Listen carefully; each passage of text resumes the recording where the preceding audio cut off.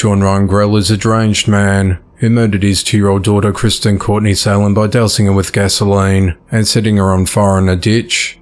Born on the 17th of February 1975, Shawn grew up in Phoenix, Arizona, USA. His upbringing was fraught with difficulties, including spending 5 years in a home for mentally challenged children and running away from other group homes. His disturbing behavior included killing a family cat, setting fire to their dog, and even burning down their house. At the age of 13, Shawn was arrested for fondling a young girl's breasts. He was sent to a juvenile detention center where he gained a reputation for being unstable and assaulted staff and other inmates.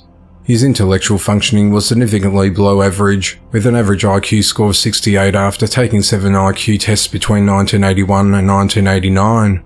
Shawn spent most of his early adulthood in detention centers due to committing offences such as robbery, substance abuse, trafficking meth, disorderly conduct and assault. He later met his girlfriend Amber Salem, and on the 7th of July 1997 they had a baby girl named Kristen Courtney Salem. The following year, the couple got married. In 1999, they moved into Amber's parents' house.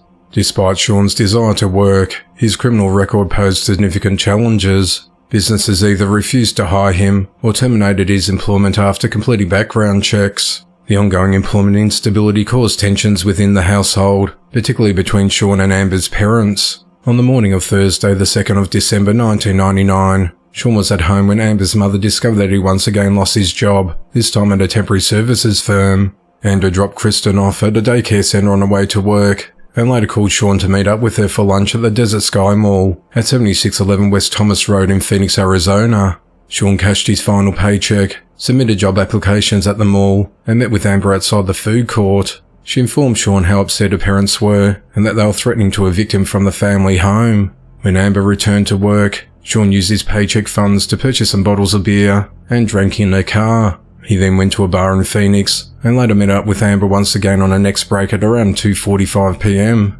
After that, he decided to collect Kristen from daycare because he wanted to take her to see the Christmas lights in Mesa. He signed Amber's name instead of his own in the sign-out sheet. When they arrived in Mesa, Shawn stopped to get some food at a McDonald's and they ate in their car in an apartment complex parking lot. He then stopped by a convenience store to purchase some more beer and a sports drink. He then drove around town showing Kristen the Christmas displays, but after a while she started to get cranky and kept asking for her mother. Upset, Shawn slapped her in the mouth, making her lips bleed. She stopped crying and a few moments later she said, "Sorry, Daddy." Kristen stayed calm for a while, but soon started whining and screaming and asking for her mother again. Right then, Shawn decided he wanted to kill Kristen. Fed up, Shawn drove Kristen to a Target store at 1135 South Gilbert Road, where he purchased a red 3-gallon container. He continued to drive around Mesa before stopping at a gas station at Broadway and Gilbert Roads, where he filled the container with gasoline and Kristen became sick and vomited on Shawn's jacket sleeve. After cleaning it up, Shawn then drove around for about 45 minutes until he found a shallow ditch on the side of the road in a deserted area near the intersection of North Meridian Drive and East Adobe Roads in Apache Junction. He then took his sleeping daughter out of the car and laid her in the ditch. Kristen woke up as Shawn proceeded to pour gasoline over her. She pleaded with him saying, "No, Daddy," before he lit a match and flicked it on her, setting her on fire. While engulfed in flames, Kristen stumbled about in circles for about 60 seconds, walking at least 12 feet before falling to her knees and collapsing face down in the dirt. After watching Kristen fall, he could not stand to look at her as she burned, and he felt like he needed to get in the car and go. He drove up and down the road waiting for the flames to die out, and when it was safe to return he found his daughter dead.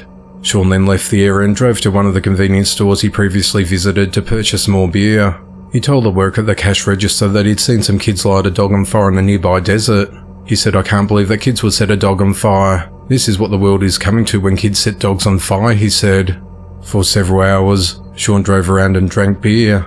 At just before midnight, a Phoenix police officer pulled him over on suspicion of driving under the influence. Shawn handed the officer a bottle of beer he had been drinking, and the officer eventually released Shawn to allow him to walk home. After the officer left, Shawn returned back to his car and continued driving until at around 2 a.m. on the 3rd of December, when another Phoenix police officer stopped him.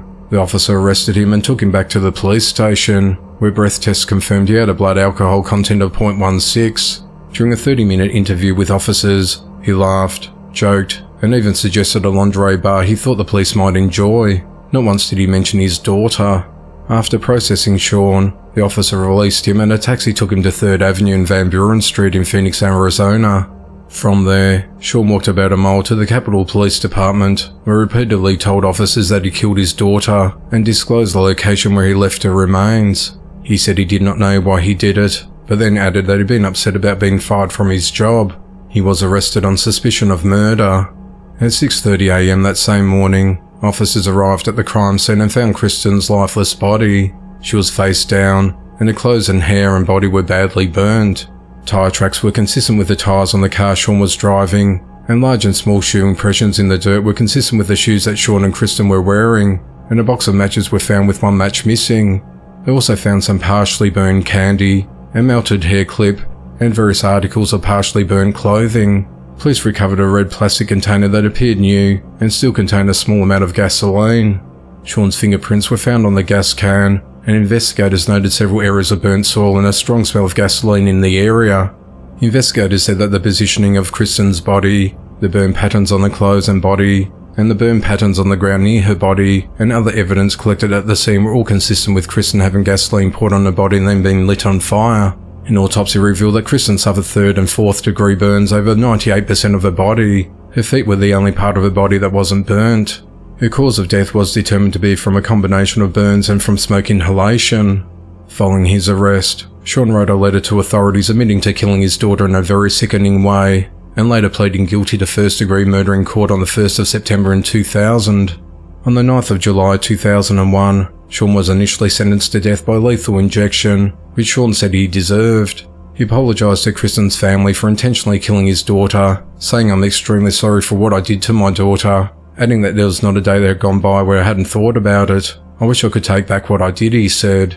In 2013, however, the Arizona Supreme Court determined that it's cruel and unconstitutional to execute someone that is mentally retarded. It was also argued that Shawn suffers from a cognitive disorder that leaves him unable to control his impulses. As a result, his death sentence was overturned and was reduced to life in prison. He remains incarcerated in a Florence, Arizona prison. Following the court's decision, Amber was heartbroken and upset over the fact that she'd been waiting more than 13 years for her daughter's justice, only to have it taken away right before what would have been Kristen's 16th birthday. On Mother's Day on the 12th of May 2013, Amber passed away in her sleep at the age of 31. She was buried next to her daughter at the Greenwood Memory Lawn Cemetery in Phoenix, Arizona. She leaves behind 3 children.